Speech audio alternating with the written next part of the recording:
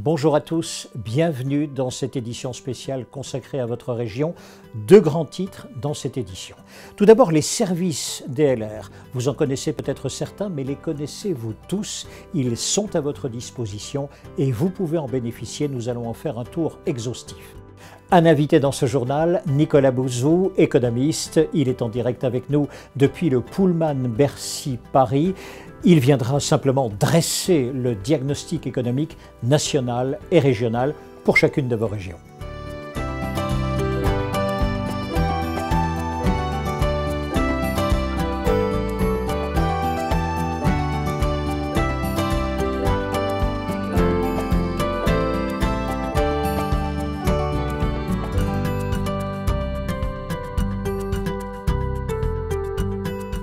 Une question pour commencer cette édition spéciale.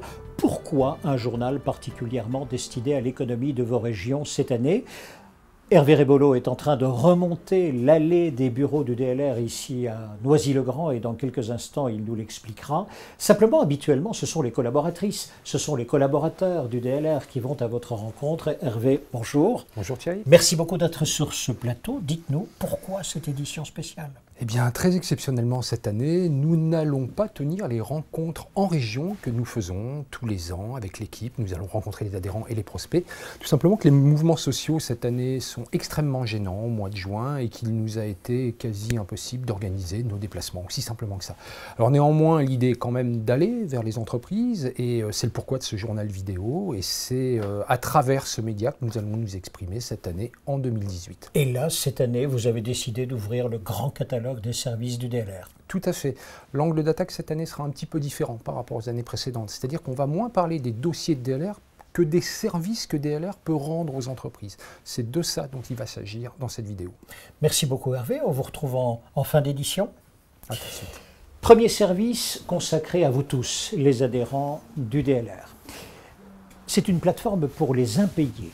Vous travaillez sur les contrats, vous travaillez sur la relation client, et soudain, un impayé, que faire? Eh bien, la plateforme, d'abord, va vous donner des conseils, ensuite, elle va analyser le client. En réalité, il y a plusieurs services dans le service. C'est le constat du président de Codinf, Fabrice Pedro Rousselin. Il existe deux types de services fournis par cette plateforme. Tout d'abord, la prévention des impayés, et ensuite la récupération de ces impayés. Dans la prévention des impayés, cette plateforme permet de mutualiser les incidents que vous avez enregistrés et également que vos confrères ont enregistrés. Et c'est une plateforme qui requiert la participation de l'ensemble des adhérents de manière à ce qu'on puisse constituer la plus large base de mauvais payeurs et de débiteurs défaillants possibles. La deuxième partie du service, c'est-à-dire la récupération des impayés, est organisée de la manière suivante. Vous pouvez commander des relances à notre établissement, Codinf, et nous allons les envoyer à votre débiteur le jour même, avec une en-tête du DLR, de manière à ce que le débiteur reçoive un courrier de relance simple ou un courrier de mise en demeure.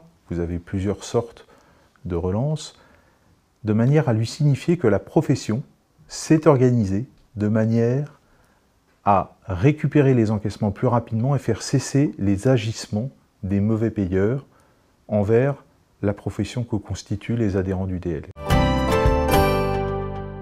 Voilà pour le premier service. Imaginez à présent vos factures de gaz et d'électricité. Bien sûr, vous faites attention à votre consommation d'énergie, vous faites attention à ces factures, vous avez même sensibilisé tous vos collaborateurs sur la question.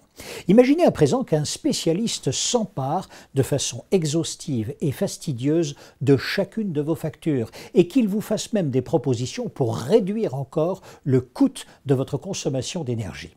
Eh bien, ce service existe, DLR vous le propose. Il s'agit d'un courtier en énergie. Nicolas de Crémière, c'est le directeur de développement d'Opéra Énergie.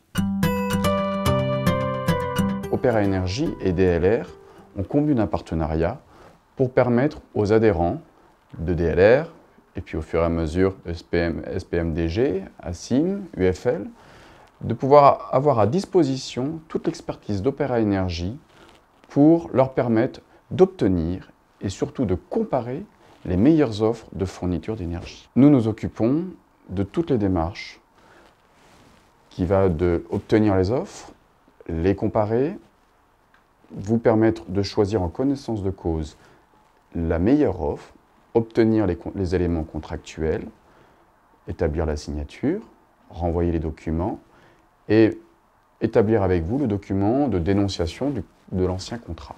Notre service est gratuit dans le sens où c'est le fournisseur que vous choisirez qui nous rémunérera. Il est sans engagement parce que lorsque nous établissons un comparatif, vous pouvez aussi ne pas choisir.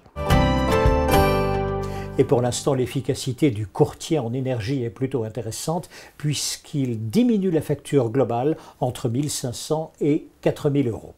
Feuilletons à présent les services à la rubrique sociale. Ludivine Ledesma, vous êtes juriste affaires sociales. Il y a un certain nombre de questions récurrentes que vous posent les adhérents de DLR. Et sur le site DLR, il y a un certain nombre de notes.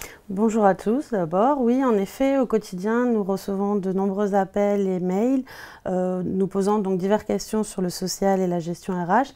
Actuellement, l'un des sujets prépondérants étant la réforme du Code du travail qui a commencé en septembre 2017 et qui s'est finalisée il y a quelques semaines. Sur ce sujet, effectivement, de nombreuses notes sont sur le site DLR où on peut trouver toutes les informations concernant cette réforme. Au-delà, au quotidien, nous avons également des questions de gestion RH, notamment tout ce qui peut concerner les congés payés, la paie, le temps de travail. Également sur ces sujets, vous trouverez des notes. Et enfin, l'une de nos principales missions étant l'interprétation de la convention collective de la branche, nous avons sur le site internet le texte de la convention collective et évidemment les notes que nous avons faites sont en lien avec les règles applicables dans la branche. Il y a un service très peu connu qui fait partie de la rubrique sociale et qui sont tous les accompagnements, je dirais presque les formations sur mesure que vous mettez en place. Oui, en fait, alors sur la question des formations, nous avons des formations préétablies. Par exemple, cette année, 2 types de formations ont été faites.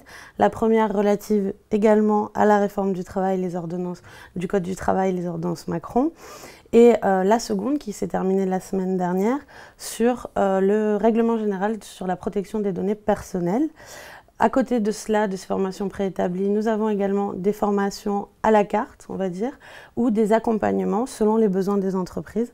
Toutes les entreprises peuvent nous appeler et nous demander de traiter de tel ou tel sujet. Ça peut aller de l'aménagement du temps de travail aux élections professionnelles en passant par la convention collective. Ludivine Ledesma, merci beaucoup. Voilà l'ensemble des services proposés par DLR à la rubrique Affaires sociales.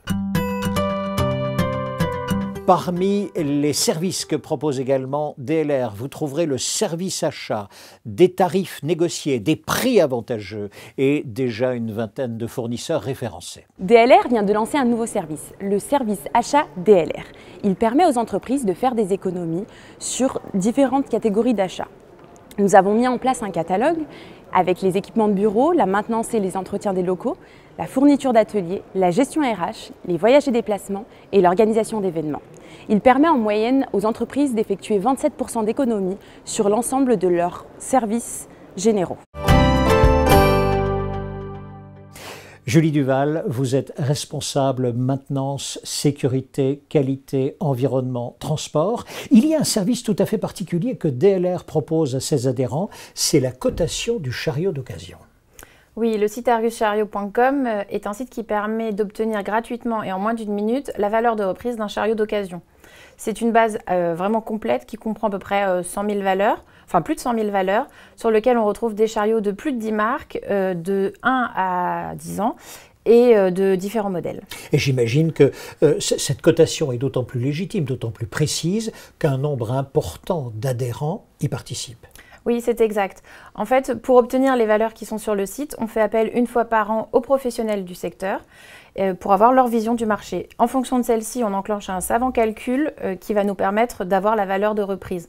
C'est un site qui est fait par les adhérents de DLR pour les adhérents de DLR. C'est pourquoi j'insiste sur le fait que j'ai vraiment besoin de leur participation pour nous permettre d'enrichir le site. On a fait ça de façon à ce que ce soit rapide, une seule fois par an, et on a mis vraiment tous les outils en place pour leur permettre de le faire de la façon la moins chronophage possible.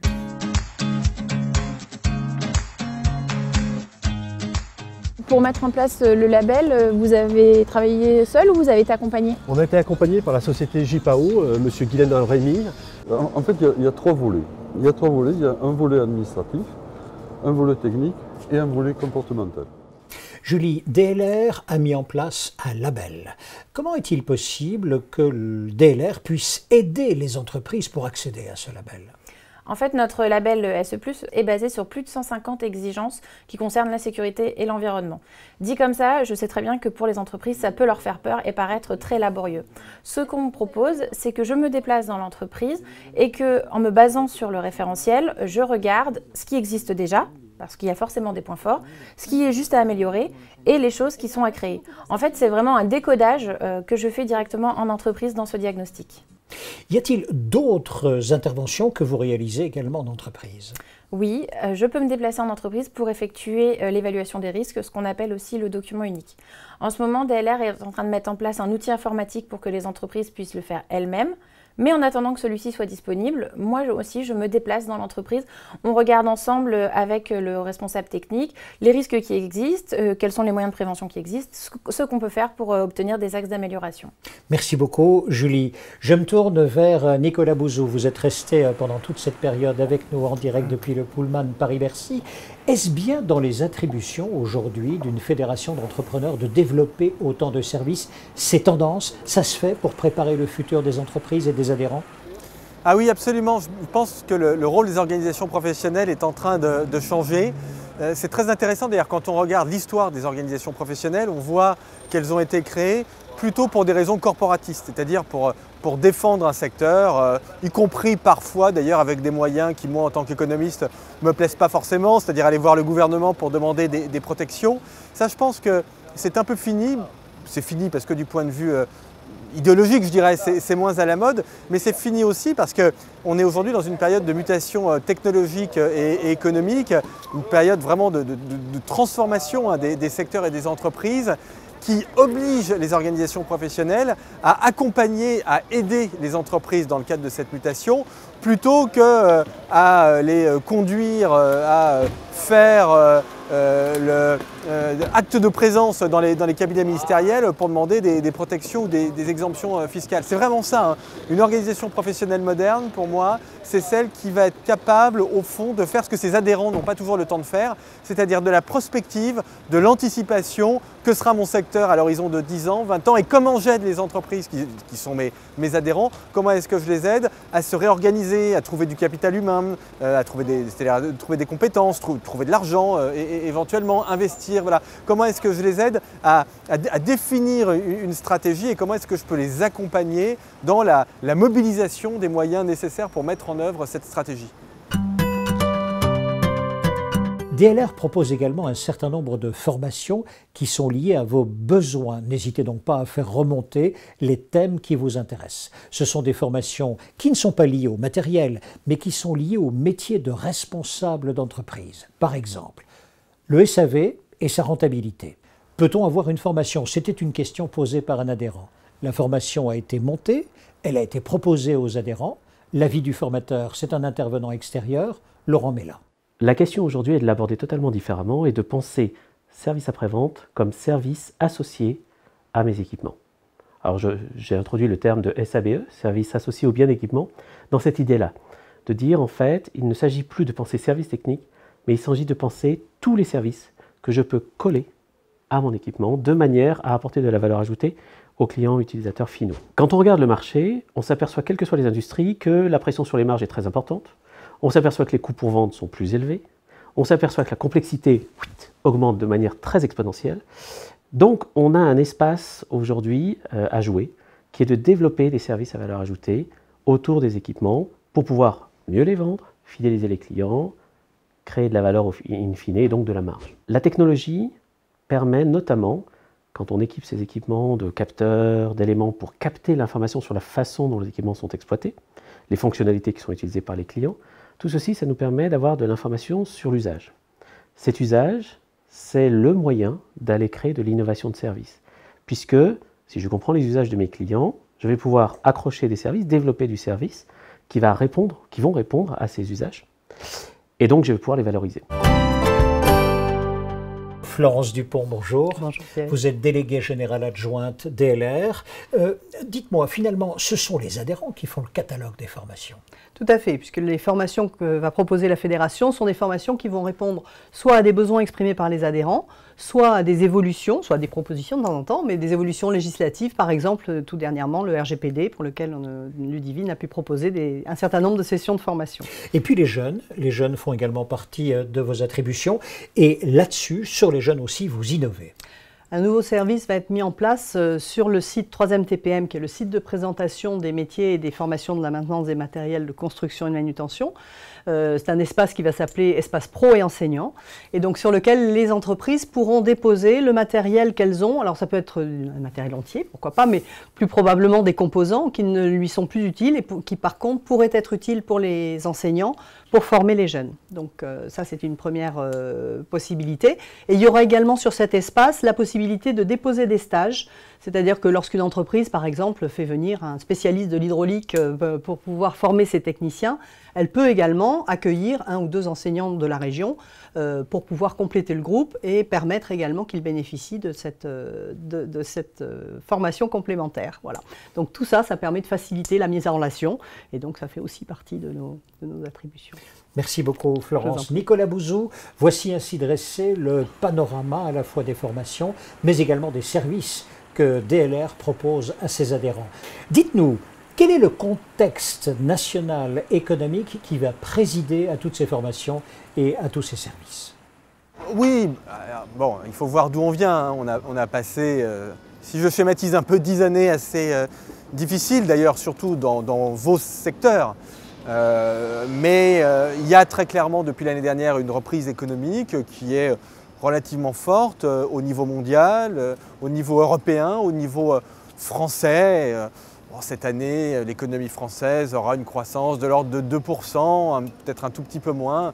Ce n'est pas énorme, c'est vrai qu'on a eu un petit ralentissement au début d'année, mais ce n'est pas ce qui m'inquiète le plus. Je pense globalement, sans faire de prosélytisme, que depuis un an, on a mis en place un certain nombre de réformes qui vont quand même plutôt dans le bon sens. Après, on peut toujours trouver que ça devrait aller plus loin, que les réformes ne sont pas assez radicales, mais enfin bon, elles ont au moins le mérite d'exister. Et donc, tant sur les questions fiscales que sur les questions de marché du travail, on a quand même plutôt quelque chose qui, me semble-t-il, va dans le sens du renforcement de notre croissance. Donc je suis relativement optimiste à court terme. On voit que les entreprises investissent beaucoup, alors ça c'est très intéressant parce que c'est ça le nerf de la guerre et c'est ça ce qui fabrique la croissance de demain. Après, moi je pense que les questions conjoncturelles sont très importantes. Oui, il y a une reprise. Bon, il y a 1000 choses, il y a 1000 épées de Damoclès qui pèsent dessus, mais en tout cas il y a une reprise. Mais ça ne doit pas masquer le plus important, et c'est la conversation au fond que nous avions tout à l'heure quand on parlait du rôle d'une organisation professionnelle au XXIe siècle, c'est vraiment la transformation de l'économie et des entreprises. C'est-à-dire qu'il y a vraiment la problématique conjoncturelle d'un côté, bien sûr, il faut en parler, c'est légitime, et la problématique structurelle qui, à mon avis, est la plus importante. J'imagine, Nicolas, que si maintenant on se lance dans un grand tour économique des régions de France, oui, on va observer un certain nombre de disparités. Nous partons tout d'abord en Bretagne, très très belle région. Oui, alors déjà Thierry, si vous me permettez, merci de me poser cette question sur les régions, parce que ce que l'on voit dans tous les pays développés, au fond, c'est que les économies territoriales s'écartent de plus en plus de la moyenne nationale. C'est-à-dire qu'il y a une vraie pertinence à faire des choses sur les régions, parce qu'en effet, entre les Hauts-de-France, la Bretagne, Grand Est et la Corse, les situations économiques sont non seulement différentes, ça c'est pas nouveau, mais ce qui est nouveau c'est qu'elles sont de plus en plus différentes. Donc c'est très important de faire cet exercice-là. Oui, alors la Bretagne est une région qui structurellement va plutôt bien parce qu'elle est positionnée sur des secteurs de l'agroalimentaire, secteur des services qui sont des secteurs plutôt porteurs. On a en plus un commerce international qui est plutôt dynamique, qui a eu plutôt tendance à reprendre. Alors là encore, il avait beaucoup perdu ces 10 dernières années, donc il faut toujours voir là d'où on part, mais enfin, il a eu tendance à reprendre. Donc on a une économie bretonne qui, en effet, est plutôt saine, mais c'est quelque chose qui n'est pas nouveau. Vous savez qu'il y a un tissu entrepreneurial assez fort quand même en Bretagne, avec des entreprises qui parfois sont de vrais ETI, et ça c'est quand même très positif pour la croissance. Nicolas, deuxième région, la Normandie, le Nord. Oui, alors Normandie, c'est très intéressant parce qu'on a vraiment une région qui est en reprise économique, alors qu'elle, elle avait vraiment souffert plus que la Bretagne, parce que c'est traditionnellement une région industrielle. Cette région industrielle, pardonnez-moi d'enfoncer une porte ouverte, elle avait subi la désindustrialisation. Moi, je pense que cette désindustrialisation, aujourd'hui, elle est terminée. Alors malheureusement, il n'y a plus beaucoup d'industrie, on a beaucoup perdu, mais enfin bon, le mal est fait et donc le meilleur reste à venir. Et on le voit dans les chiffres conjoncturels, notamment de la Normandie, qui sont des chiffres vraiment plutôt encourageants, avec peut-être une petite problématique, alors qu'on retrouve partout en France, mais qui est très accentuée en Normandie, c'est celle de la transmission des entreprises. Il est dommage d'avoir une reprise économique et puis des entreprises qui parfois, ce qui est fou d'ailleurs quand on y pense, mais qui parfois ferment parce qu'il n'y a pas de repreneurs. Et nous restons toujours dans le Nord, mais plutôt vers l'Est maintenant. Y a-t-il là-bas encore une analyse tout à fait particulière que l'on peut faire? Nord et Est, alors finalement on est dans une situation qui est peut-être pas si différente que ça de celle de la Normandie, c'est-à-dire des régions qui avaient beaucoup souffert. Prenez tiens, on va prendre la Franche-Comté par exemple, alors qui est depuis longtemps spécialisée sur les industries de transport et en particulier sur l'automobile. Elle avait énormément souffert. Aujourd'hui, ce sont des secteurs, transport automobile, qui sont en très forte reprise. Donc oui, la situation s'arrange avec des difficultés à trouver de la main-d'œuvre. Alors ça, je pourrais le dire de partout en France, mais évidemment, dans le Nord et dans le Grand Est, c'est particulièrement frappant parce qu'il y a plus de chômage que la moyenne nationale. Et malgré ça, on voit qu'on a des problèmes de formation, des problèmes de mobilité, des problèmes aussi, à mon avis, d'indemnisation chômage pas très bien fait, un peu trop généreux, pour le dire clairement, qui n'incitent pas les gens à aller toujours travailler. Et donc ça, c'est un vrai sujet. Parce qu'on est face à des régions qui ont beaucoup souffert et ce serait vraiment dommage que leur reprise, que leur croissance s'arrête parce qu'elles ne trouvent pas de personnes à recruter alors même qu'il y a beaucoup de chômage. Nicolas, la région centre-est, autrement dit Auvergne-Rhône-Alpes. Alors là, on est dans une région qui est extrêmement dynamique, qui là aussi fait partie des régions stars de l'économie française, en particulier la partie Rhône-Alpes et cet axe Lyon-Grenoble, qui est l'un des axes les plus dynamiques et les plus attractifs en Europe. Pas seulement en France, mais en Europe, notamment dans des secteurs qui sont des secteurs extrêmement nouveaux. Je pense aux nanotechnologies, à la robotique, ou mieux d'ailleurs à la convergence de la robotique et des nanotechnologies. C'est fou d'ailleurs, moi ça me fascine, mais quand on se promène dans Grenoble la semaine, on croise 50, 100 nationalités. Beaucoup d'Asiatiques notamment, c'est vraiment formidable, ça veut dire qu'en France on peut faire des choses extrêmement intéressantes. Alors là encore, juste une petite réserve, un peu la même que lorsque je parlais du Sud-Ouest, on a un phénomène de croissance qui est quand même très tiré par le phénomène métropolitain. C'est-à-dire que Lyon-Grenoble, évidemment ça fonctionne formidablement bien. Après, il y a des endroits qui sont des endroits au fond qui sont un peu aspirés en quelque sorte par la métropole. Ça, c'est vraiment une donne à avoir toujours en tête, surtout dans vos secteurs aujourd'hui. Bien comprendre qu'on est dans une croissance qui fabrique de la métropolisation. Ça veut dire que la croissance économique, elle est de plus en plus concentrée dans des grandes villes et parfois au détriment des villes, même souvent d'ailleurs au détriment des villes moyennes et de la ruralité. L'analyse économique de la région Sud-Est par son président, Éric Fraîche. L'activité en région Sud-Est se porte plutôt bien. Elle est restée à un niveau soutenu depuis l'année 2017 et elle est plutôt favorable à nos activités puisque nos clients ont du boulot. Et donc on en profite pour essayer de mieux se faire entendre auprès de notre clientèle et éventuellement de remonter les prix, ce qui est toujours un vaste chantier et une nage à contre-courant. Mais en tout cas, il y a un certain niveau d'activité dans la région sud-est qui est plutôt favorable. Les grands travaux prévus sont dans la continuité de ceux qu'on avait évoqués déjà l'année dernière. Donc on avait identifié 2 zones de grands travaux, la région marseillaise et la Côte d'Azur. Donc l'année dernière, on avait parlé de la rocade L2. Donc celle-là a bien avancé, c'est la rocade donc, de contournement de la région marseillaise qui est pratiquement terminée. En tout cas, dont la première phase est terminée, qui est en train de se poursuivre et qui va se terminer donc en 2018.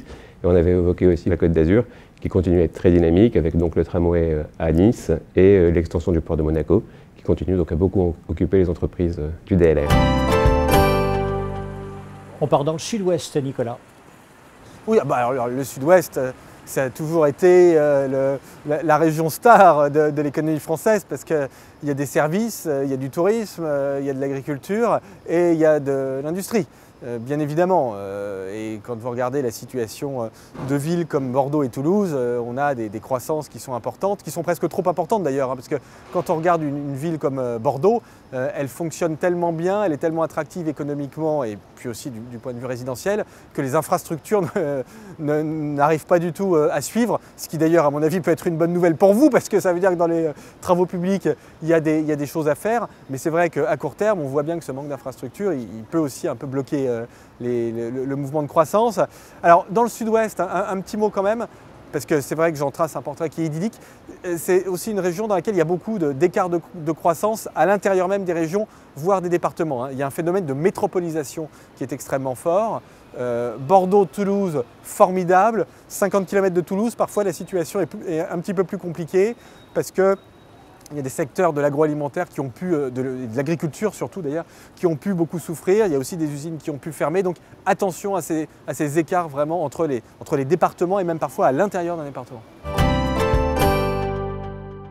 Voilà pour le diagnostic économique de votre région à travers les déclarations de vos présidentes ou présidents et également l'analyse de Nicolas Bouzou. Hervé, vous aviez promis d'être avec nous dans cette fin d'édition pour évoquer tout d'abord la représentativité de DLR. Oui, alors gros sujet. Depuis 2 ans maintenant, la loi oblige les organisations professionnelles, syndicales et patronales de démontrer qu'elles sont représentatives des secteurs qu'elles prétendent représenter. Alors sans rentrer dans les détails techniques, on va compter le nombre d'adhérents. Donc le calcul est très simple, plus il y a d'adhérents, plus la fédération DLR est représentative vis-à-vis de l'État français, et plus notre avenir se portera mieux. Donc le message que l'on a porté d'ailleurs à notre dernière Assemblée Générale, c'est de dire « soyez présents, il faut être sur le pont », comme vous dites souvent Thierry. Et deuxième message, vous connaissez sûrement des confrères à vous en région qui ne sont pas encore dans leur fédération. Allez les chercher.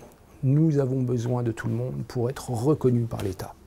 Et puis d'autre part, on va feuilleter aussi l'agenda de DLR. 3 événements importants d'ici cette fin d'année. En novembre, la 2e réunion annuelle du club DLRH, le point sur les affaires sociales, une 40aine de participants tous les ans, animés par l'équipe Affaires sociales. En décembre, la journée annuelle des métiers, 250 chefs d'entreprise qui se réunissent pour parler des problématiques métiers cette fois-ci, le 4 décembre au pavillon Dauphine à Paris. Et enfin en mars 2019, le 21 et 22 mars à Nancy, le congrès annuel DLR. Voilà Thierry. Merci beaucoup. 3 rendez-vous. Fin de cette édition. Bonne journée à tous.